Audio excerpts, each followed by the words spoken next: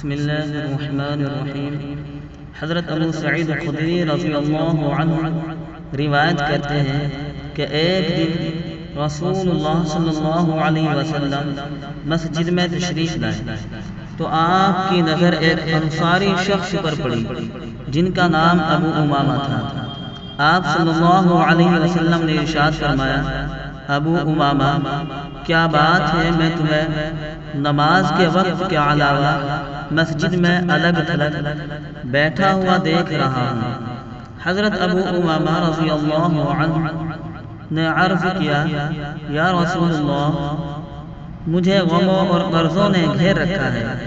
آپ صلی اللہ علیہ وسلم نے ارشاد فرمایا، کیا میں تمہیں ایک دعا نہ سکھلا دوں؟ جب تم اس کو کہو گے تو اللہ تعالیٰ تمہارے غم دور کر دیں گے اور تمہارا قرض اتروا دیں گے۔ حضرت ابو امامہ رضی اللہ عنہ نے عرض کیا، یا رسول اللہ، ضرور سکھا دیں۔ آپ صلی اللہ علیہ وسلم نے ارشاد فرمایا، صبح و شام یہ دعا پڑھا کرو، اللہم انی اعوذ بک من الہم والحزن وأعوذ بك من العجز والكسل وأعوذ بك من الجبن والبخل وأعوذ بك من غلبة الدين وقهر الرجال۔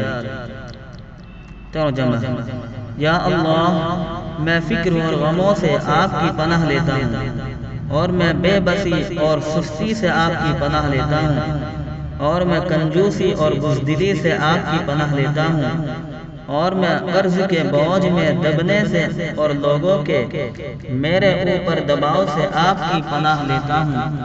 حضرت ابو امامہ رضی اللہ عنہ فرماتے ہیں، میں نے صبح و شام اس دعا کو پڑھا تو اللہ تعالیٰ نے میرے غم دور کر دیے اور میرا سارا قرضہ بھی ادا کروا دیا۔